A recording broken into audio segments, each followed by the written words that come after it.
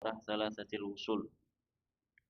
Kita berharap kepadanya semata, semoga Allah berkenan melimpahkan kepada kita semua ilmu yang bermanfaat, yang membuahkan amal soleh, sehingga bisa menjadi bekal kita untuk menghadap kepadanya di hari kiamat kelak. Amin ya rabbal alamin. Salawat serta salam semoga senantiasa tercurahkan kepada baginda kita, uswah hasanah kita, Nabi Agung Muhammad sallallahu alaihi wasallam, kepada keluarga beliau, para sahabatnya, serta segenap umat yang senantiasa setia mengikuti jalan hidup beliau dengan baik dan benar. Bapak Ibu dan hadirin rahimani wa rahimakumullah. Pertemuan yang lalu kita telah membahas awal dari mukaddimah kedua tentang yaitu Allah Subhanahu wa taala telah menciptakan kita, memberikan rizki kepada kita, dan Allah tidak membiarkan kita terkatung-katung. Allah tidak membiarkan kita terkatung-katung, tidak memiliki pandangan hidup atau pedoman hidup. Allah Subhanahu wa taala mengutus kepada kita seorang rasul. Maka siapa saja yang taat kepada rasul tersebut, dia akan masuk ke dalam surga. Dan siapa yang bermaksiat, durhaka, membangkang kepada rasul tersebut, dia akan masuk ke dalam neraka. Kemudian penulis menyebutkan dalil tentang hal tersebut, yaitu firman Allah Subhanahu wa taala, "Inna arsalna ilaikum rasulan syahidan 'alaikum kama arsalna ila fir'auna rasula fa'asa fir'aunur rasula fa'akhadnahu akhdaw wabila." Sesungguhnya kami mengutus kepada kalian seorang rasul, sebagaimana kami telah mengutus kepada Fir'aun seorang rasul. Maka Fir'aun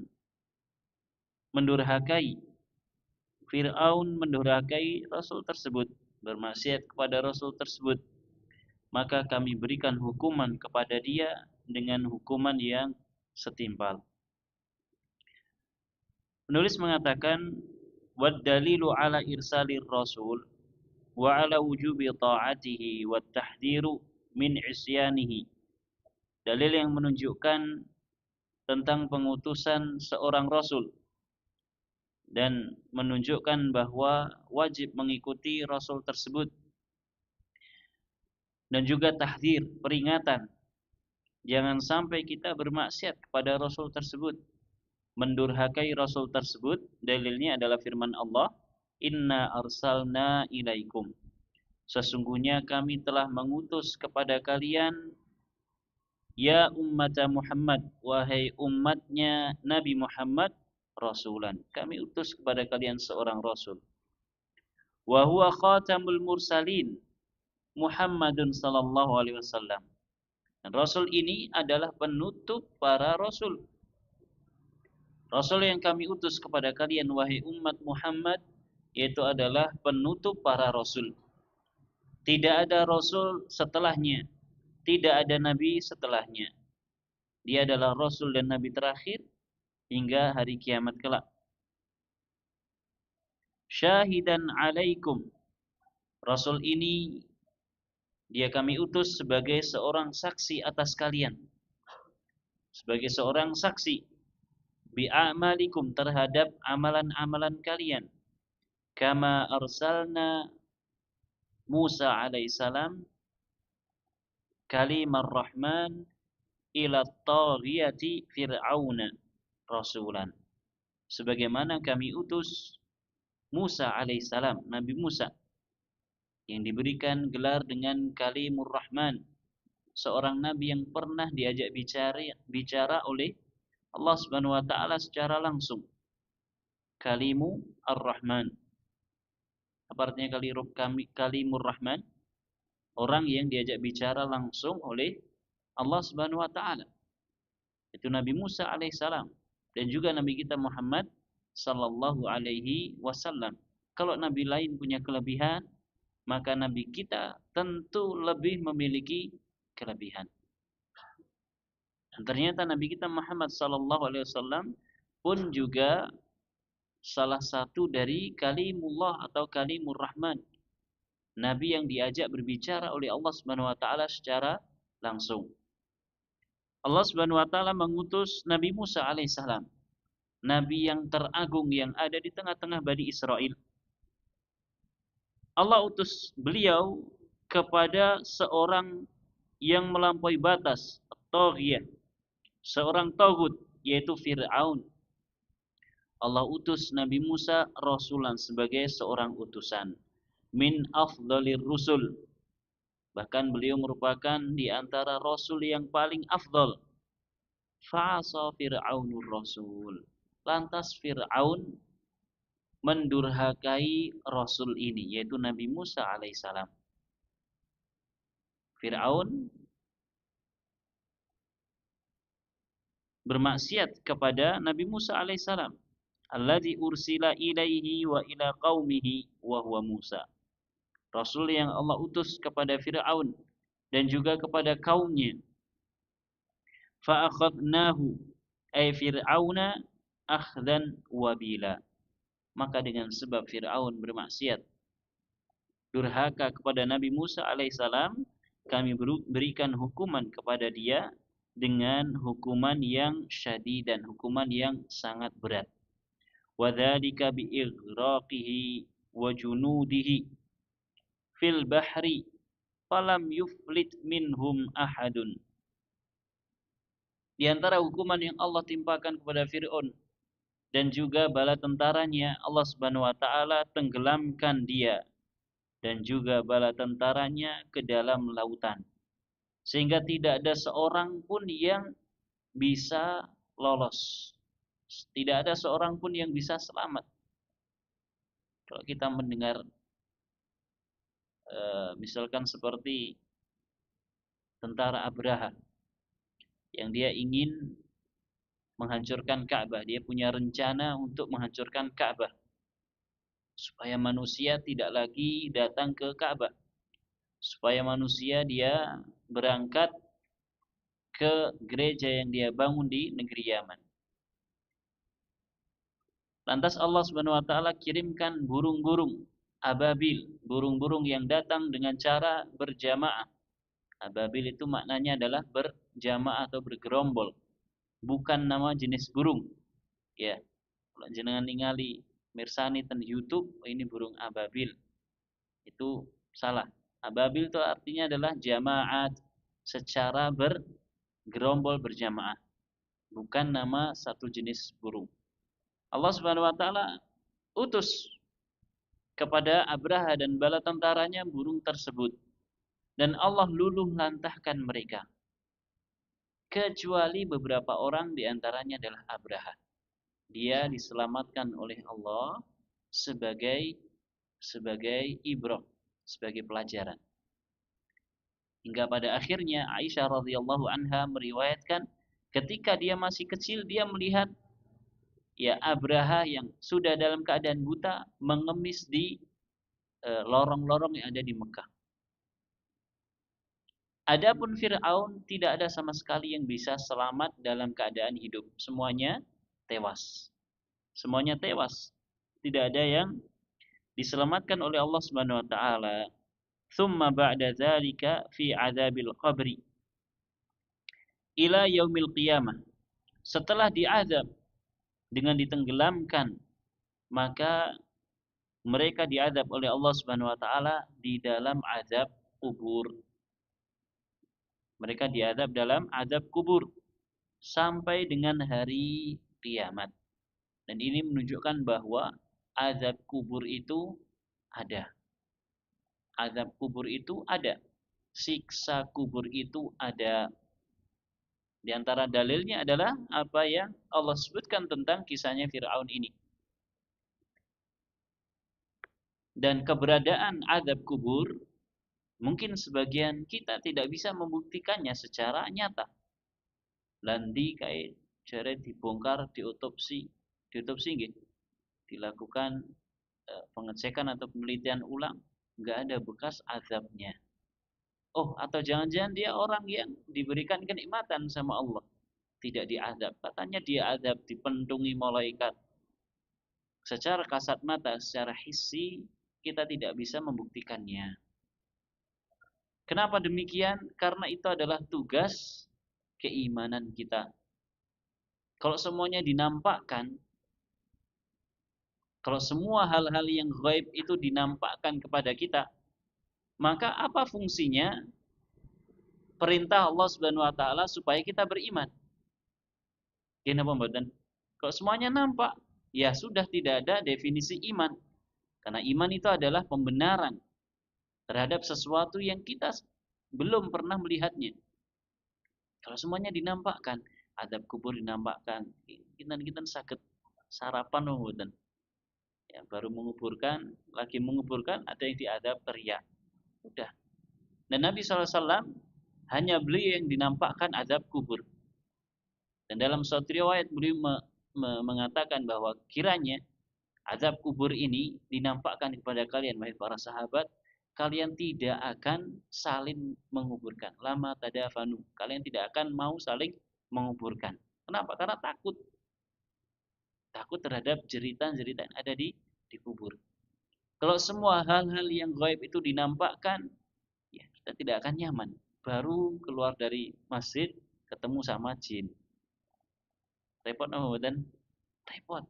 Makanya Allah tutupi, Allah jadikan sesuatu yang gaib. Baru melangkah satu langkah, ya ada malaikat yang papasan sama kita. Gak akan enak.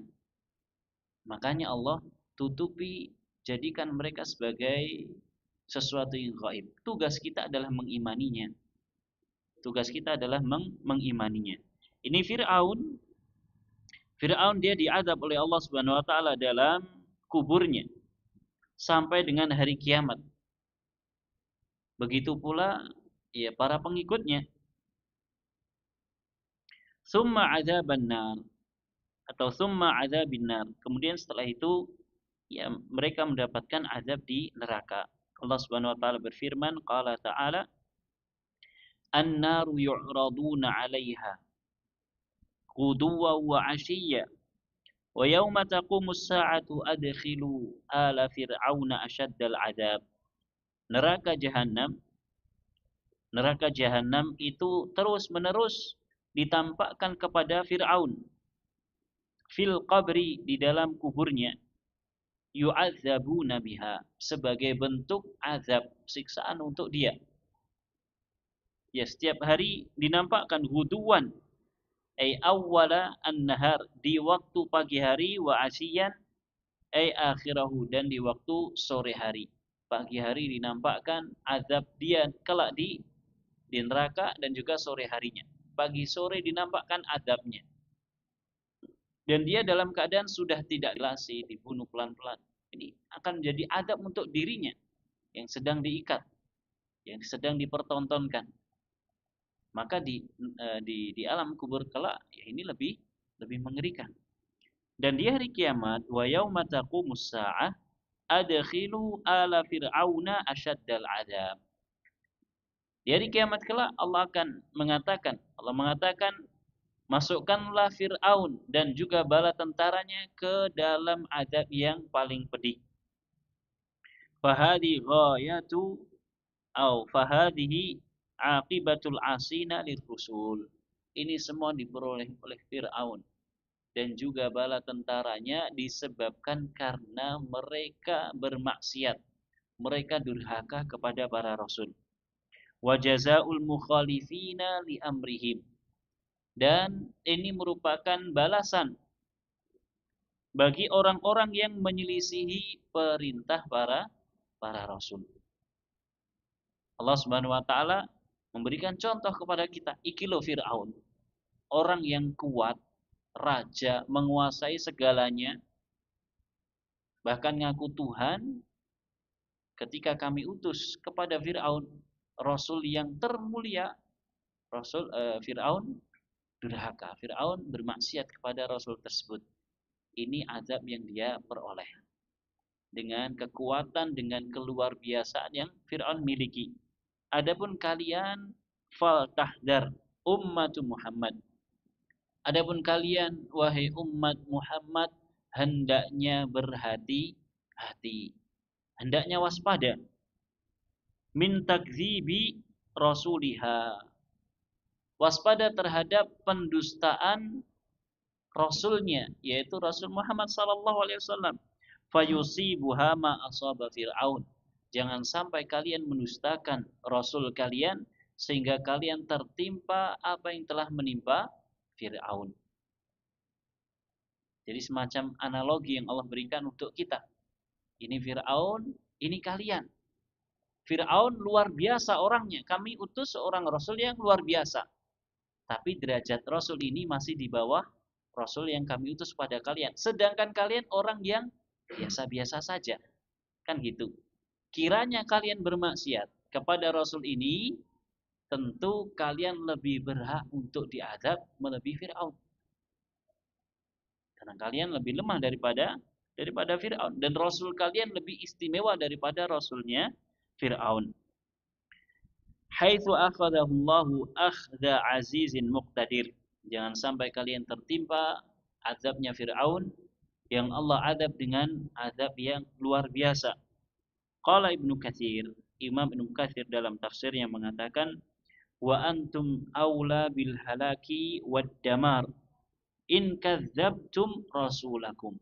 Ini yang tadi saya sebutkan. Kalian wahai umat Nabi Muhammad sallallahu alaihi wasallam, kalian lebih berhak untuk mendapatkan azab dan dihancurkan oleh Allah Subhanahu wa taala jika kalian mendustakan rasul kalian yaitu Muhammad sallallahu alaihi wasallam.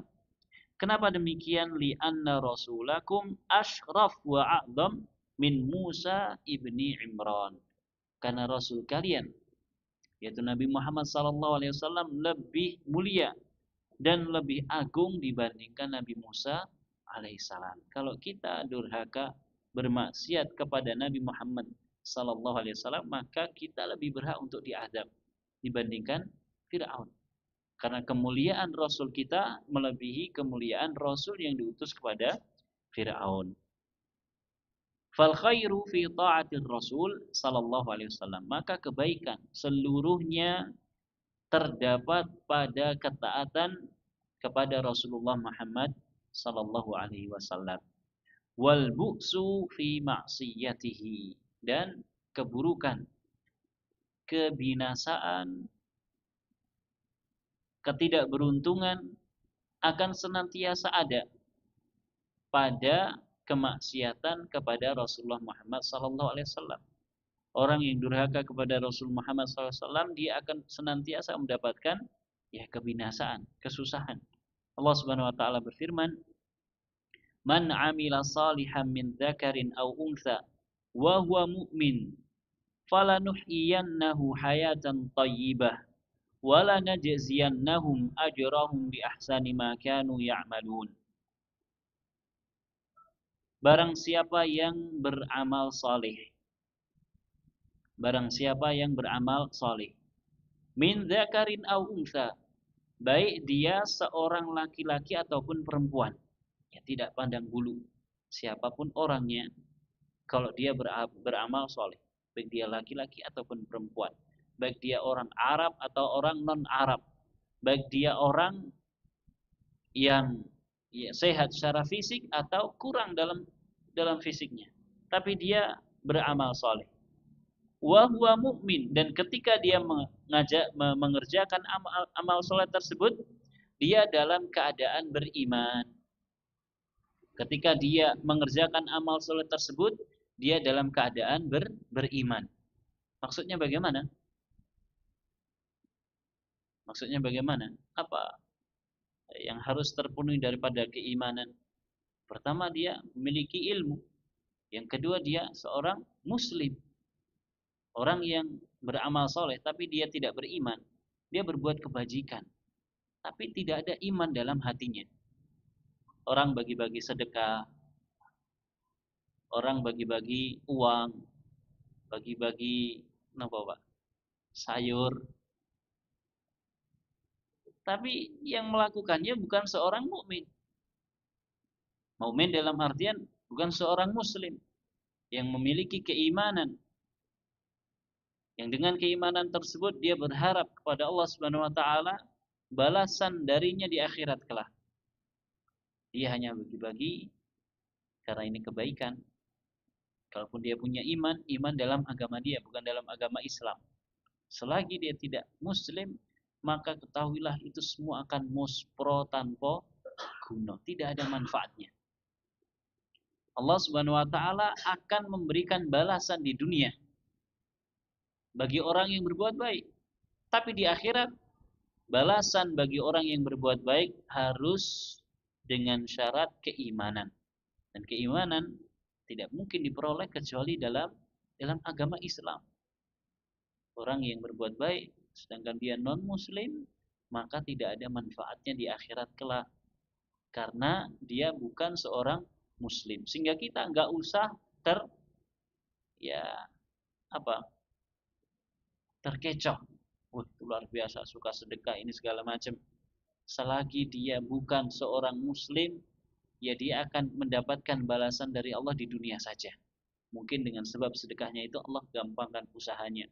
Allah berikan rizki yang lebih untuk dia. Tapi di akhirat gak akan dia memetik hasilnya. Man amila salihan min dzakarin aw untha wa huwa mu'minun falanuhyiyannahu hayatan thayyibah. Maka kami akan berikan kehidupan untuk dia dengan kehidupan yang baik. Kami akan berikan kehidupan untuk dia dengan kehidupan yang baik.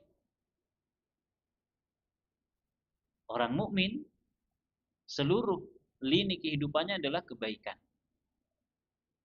Kita ya, diberikan ujian oleh Allah, kita bersabar, kebaikan untuk kita.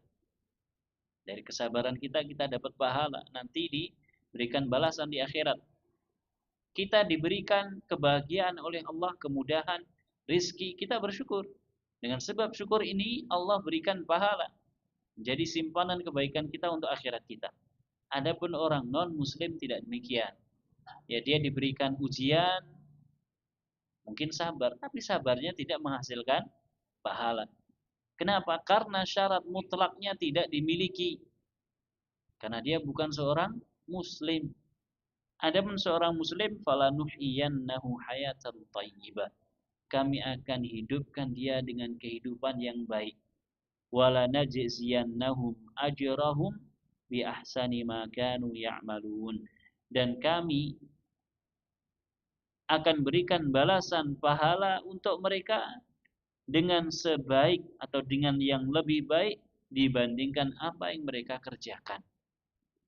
Syaratnya adalah keimanan. Syaratnya amal soleh tersebut dilakukan dalam keadaan keimanan. Syekhul Islam Ibnu Taimiyah mengatakan al-imanu billahi wa rasulihi huwa jima'us sa'adati wa asluha. Keimanan kepada Allah dan Rasulnya itu adalah poros yang mengumpulkan kebahagiaan dan yang merupakan dasar-dasar daripada kebahagiaan. Maka kalau kita ulangi lagi, orang yang tidak beriman kepada Allah dan kepada Rasulnya, sebesar apapun aktivitas kebaikan yang dia lakukan tidak akan bermanfaat. Tidak akan mendatangkan kebahagiaan yang hakiki.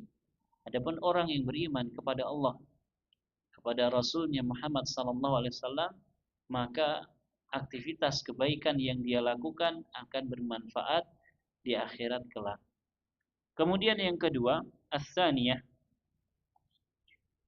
Poin yang kedua dari muqaddimah kedua.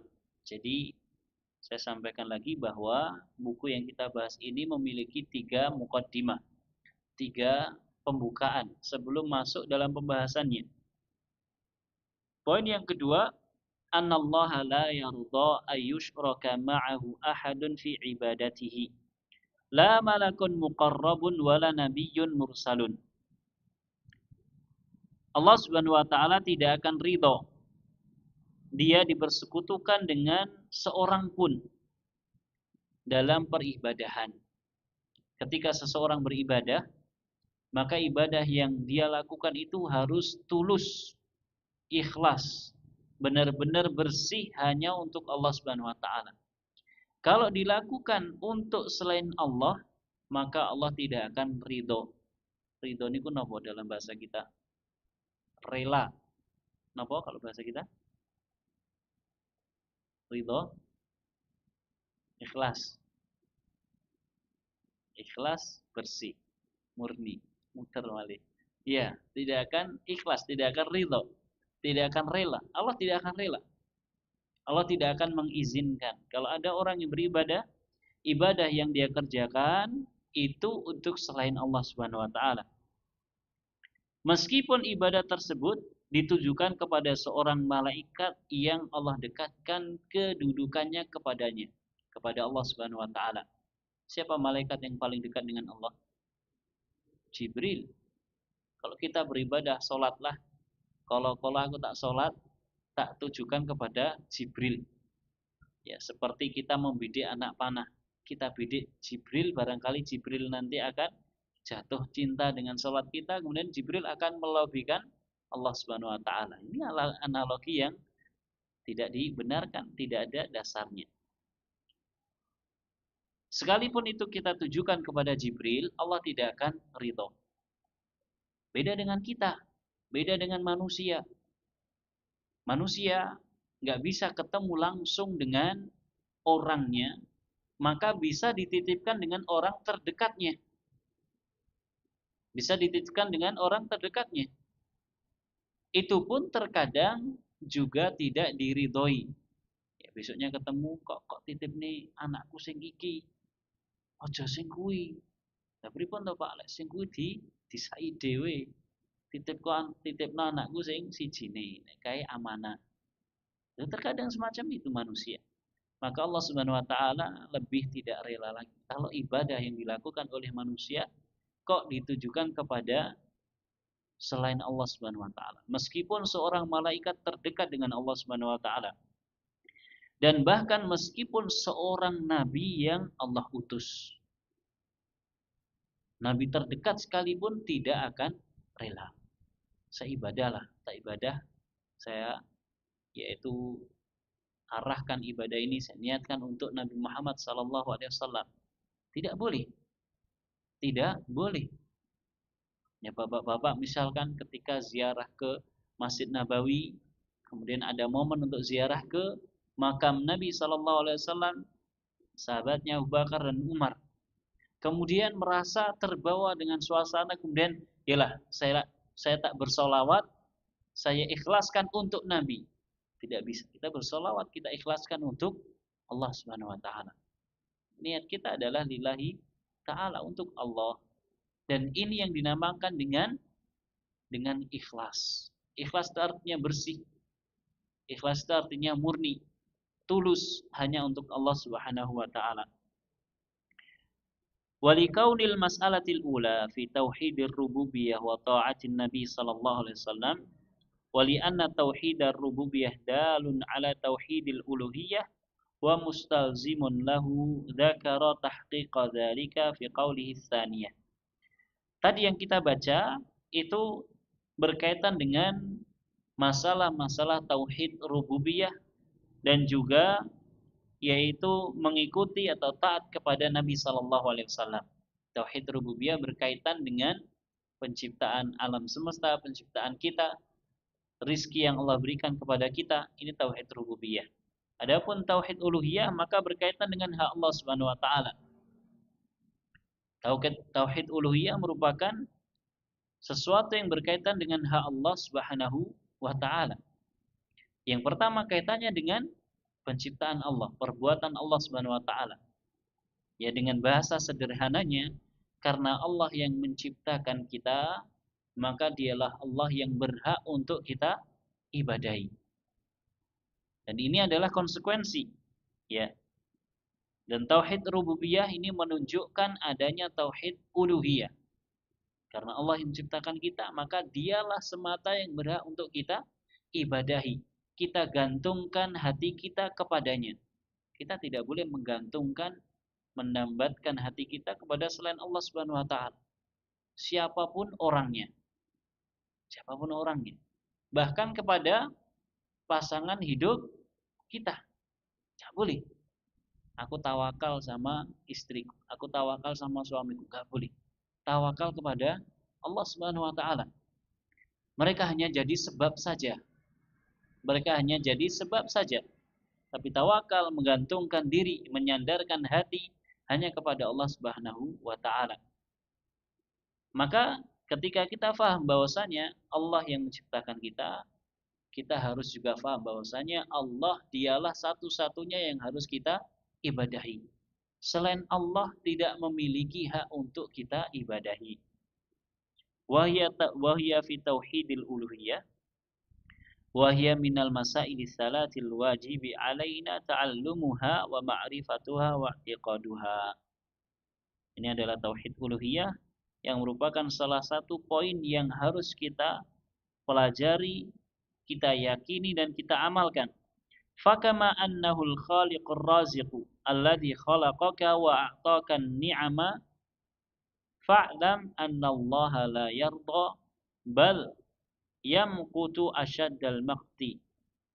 Maka sebagaimana dialah Allah semata yang telah menciptakan kita, memberikan rizki kepada kita, memberikan kenikmatan-kenikmatan yang sangat luar biasa dan begitu banyaknya kepada kita, maka hendaknya kita tahu bahwasannya Allah tidak akan ridho, Allah tidak akan rela ketika dia diduakan. Bahasa sederhana kita demikian. Kita menduakan Allah Subhanahu wa taala dalam ibadah. Bahkan Allah bisa marah. Yamqutu asyaddal maqti. Marah dengan kemarahan yang besar. Allah Subhanahu wa taala tidak akan rela diduakan, dipersekutukan. Kita ibadah kita harusnya hanya untuk Allah Subhanahu wa taala, kok kita selewengkan untuk selain Allah. Kita ada kecondongan hati kepada selain Allah Subhanahu wa taala. Menduakan Allah Subhanahu wa taala, Allah tidak akan ridha. Ma'ahu ahadun fi ibadatihi wa ta'atihi. La malakun minal malaikah muqarrabun indallah wa la nabiyyun mursalun. Ini telah kita bahas, ya, baik itu kita arahkan kepada malaikat ataupun kepada seorang nabi yang Allah utus. Fadlan an ghairihim min sairil makhluqat. Kalau malaikat yang paling agung, yang paling dekat kedudukannya kepada Allah Subhanahu wa taala. Begitu pula kalau seorang nabi yang paling agung, yang paling istimewa di sisi Allah Subhanahu wa taala.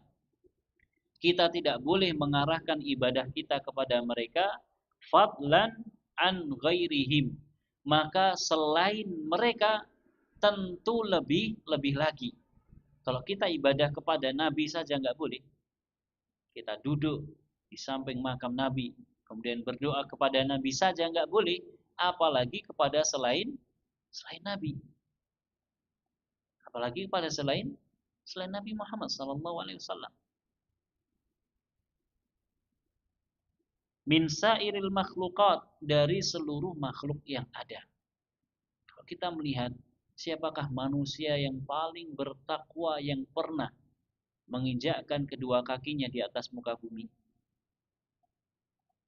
Nabi Muhammad SAW. Manusia yang paling bertakwa yang pernah hidup di atas muka bumi adalah Nabi Muhammad SAW. Bapaknya masih kalah takwanya. Sinten bapaknya Nabi Muhammad?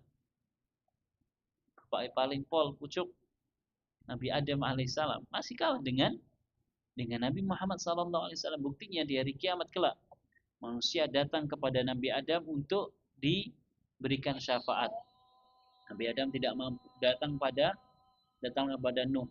Nuh tidak mampu, datanglah kepada Ibrahim. Ibrahim tidak mampu, datanglah kepada Muhammad. Terakhir kepada Muhammad SAW. Ini manusia yang paling bertakwa. Kita tidak boleh mengarahkan ibadah kita, meniatkan ibadah kita, menjadikan tujuan ibadah kita kepada beliau. Apalagi manusia selain beliau sallallahu alaihi wasallam. Loh, tapi ini wali loh, sekalipun wali tidak diperbolehkan. Nek gur modale wali mawon, saya juga wali. Saya juga wali. Kalau modalnya hanya wali saja, kita semua adalah wali. Bahkan boleh jadi ya dalam kondisi-kondisi tertentu kita diberikan karomah oleh Allah Subhanahu wa taala. Jangan disangka karomah itu hanya untuk mereka yang luar biasa. Boleh jadi dengan ketulusan keimanan kita, ketulusan keikhlasan kita, Allah berikan karomah kepada kita. Contoh sederhana, ya, yang biasa kita lihat di YouTube, lagi gempa, goncang-goncang, imamnya tetap tidak masalah. Tetap berdiri, roboh semua, dia tidak kena robohan. Ini karomah. Apa tuh artinya karomah itu? Pemuliaan. Pemuliaan dari Allah Subhanahu wa taala untuk hambanya yang soleh. Untuk hambanya yang soleh. Maka kalau Nabi SAW saja tidak boleh, selain beliau SAW tentu lebih tidak boleh lagi. Ini harus kita tanamkan pada diri kita dan juga orang-orang yang ada di sekitar kita, sehingga ketergantungan hati hanya kepada Allah Subhanahu wa taala, bukan kepada selainnya, apalagi pada makhluk yang lemah. Wallahu taala a'lam.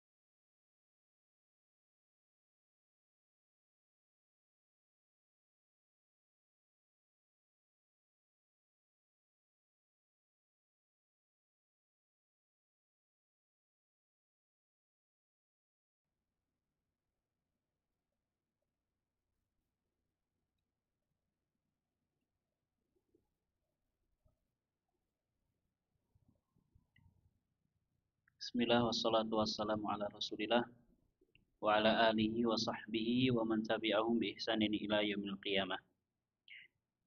Kenapa demikian? Kenapa Allah Subhanahu wa taala tidak rela kalau orang-orang terdekatnya dijadikan tujuan atau objek di dalam beribadah? Li'annahum la yastahiquna al-ibadah, karena mereka tidak berhak untuk diarahkan kepada mereka peribadahan. Mereka tidak memiliki hak untuk diibadahi. Makhluk tugasnya adalah menghambakan diri, bukan dituhankan. Yang dipertuhankan hanya Allah Subhanahu wa taala, Al-Khaliq, sang pencipta. Khaliq yang menciptakan, makhluk yang diciptakan. Semua makhluk tidak ada yang berhak untuk diibadahi. Siapapun makhluk tersebut. Ya, kalau kita lagi takut sama jin, sama setan, sama genderuwo, napa malih sing ten wit niku napa jenenge? Kuntilanak. Kalau kita takut, maka kita fahamkan.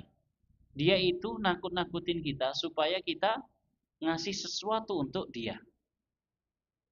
Sesuatu ini kita kasih dengan dasar rasa takut. Padahal rasa takut itu adalah ibadah. Rasa takut ini adalah salah satu bagian dari ibadah. Bahasa Arabnya khauf, rasa takut. Dan khauf ini pada dasarnya jika dia bernilai ibadah harus kita tunaikan hanya kepada Allah Subhanahu wa taala. Ketika kita dihadapkan dalam situasi demikian, maka kita fahami, kalau manusia termulia saja Nabi Muhammad SAW tidak berhak saya tujukan rasa takut kepada beliau, apalagi kepada makhluk semacam kalian, wahai jin, setan, dan teman-temannya. Sehingga apa? Sehingga kita menjadi manusia paling berani. Ya, saya pernah sampaikan, orang yang paling berani adalah orang yang paling kuat rasa takutnya kepada Allah. Dia akan memandang selain Allah itu makhluk yang sama seperti dirinya. Makhluk yang lemah sama seperti dirinya. Dan Allah Subhanahu wa taala tidak ridho kalau kita arahkan ibadah kita kepada mereka, karena mereka tidak berhak untuk mendapatkan ibadah dari makhluk lainnya. Nabi SAW bersabda, "Innallaha yardha lakum salasan wa yakrahu lakum salasan." Sesungguhnya Allah ridho untuk kalian 3 perkara dan membenci untuk kalian 3 perkara. Fayardha lakum an ta'buduhu wa la tusyriku bihi syai'an. Allah akan ridho. Allah ridho untuk kalian jika kalian beribadah hanya kepada Allah dan tidak mempersekutukan Allah dengan sesuatu apapun. Makna tidak mempersekutukan Allah adalah kita tidak beribadah kepada selain Allah, siapapun itu. Sama sekali kita tidak mengagungkan selain Allah Subhanahu wa taala. Wa anta tasimu bihablillahi jami'an wa la tafarraqu. Poin yang kedua, Allah ridho jika kalian berpegang teguh dengan oleh Nabi sallallahu alaihi wasallam melalui para sahabatnya. Allah akan meridhoi. Dan yang ketiga, wa yakrahu lakum qila wa qal. Allah Subhanahu wa taala membenci kalian qila wa qala. Kira-kira artinya apa nih? Qila wa qala. Jarini lan jarini. Ya, mengatakan sesuatu dengan ketidakpastian. Bahasa Indonesianya biasanya disebutkan dengan kabar burung, menyampaikan kabar burung. Jarini kayak gini, loh jarini kayak gini, jarini ngono, dan seterusnya. Hanya qila wa qala. Katanya seperti ini, katanya siapa? Ya pokoknya katanya seperti dia, katanya siapa? Ya kita kejar. Siapa yang berkata semacam itu? Harus ada sumbernya. Ya. Ini dalam kita beragama tentunya lebih hati-hati lagi. Katanya seperti ini, ya katanya siapa? Katanya guru saya. Guru sampean dari mana taunya? Apa landasannya? Seperti itu. Kita dalam beragama. Qila wa qal. Ini dibenci oleh Allah Subhanahu wa taala. Wa kasratus su'al aw wa kasratas su'al. Banyak bertanya. Makanya tidak ada sesi tanya jawab. Maksudnya banyak bertanya ini adalah pertanyaan yang tidak ada manfaatnya. Atau pertanyaan yang hanya diniatkan oleh si penanya supaya dikenal. Supaya bisa tampil. Dan ini kita jumpai dari beberapa orang. Ada sebagian orang yang sukanya seperti itu. Suka bertanya untuk menunjukkan ini loh saya. Ini loh saya, untuk unjuk diri. Ini lebih parah lagi ya. Akhirnya dia terjatuh pada riya dan sum'ah. Wa idha'atal mal. Dan Allah membenci ya jika kalian menyia-nyiakan harta kalian. Yang enggak butuh beli. Ya, enggak butuh ini beli, menyia-nyiakan harta.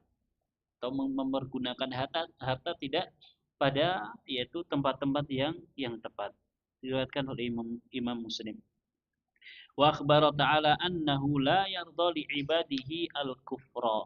Dan Allah mengabarkan bahwasanya dia tidak akan ridho. Dia tidak akan ridho untuk para hambanya berupa kekufuran. Allah tidak ridho kalau hambanya itu kufur. Allah berfirman, "In takfuru fa innallaha ghaniyun ankum." Jika kalian kufur, ingkar, tidak mau manut tunduk kepada Allah, sesungguhnya Allah itu ghaniyun ankum. Allah tidak butuh kepada kalian. Ghani itu artinya maha kaya. Allah maha kaya, tidak butuh kepada kita. Kalaupun kita ini kufur, atau bahkan manusia sepenuh bumi semuanya kufur, gak ada yang mau mengindahkan peringatan Allah, aturan Allah, maka ketahuilah bahwasanya Allah tidak butuh kepada kita. Wala yarda li ibadihil kufur. Di saat yang sama Allah tidak meridhoi untuk hambanya, untuk para hambanya kekufuran. Kenapa? Karena Allah saking sayangnya dengan kita. Kalau hambanya kufur, Allah akan hukum. Allah tidak ridhoi. Ya, kalau hambanya kufur. Kenapa? Karena ujungnya nanti akan dihukum oleh Allah Subhanahu wa taala. Tapi sekiranya kalian kufur, ya wis kono. Allah tidak butuh. Wa in tashkuru yardahu lakum. Dan jika kalian bersyukur kepada Allah, Allah Subhanahu wa taala akan ridho kepada kalian. Yang terakhir, wa akhbara annahu yarda li ibadihi Islam. Allah mengabarkan kepada kita bahwasanya Dia meridhoi untuk kita agama Islam ini. Wa huwa ibadatullahi mukhlishan lahuddin.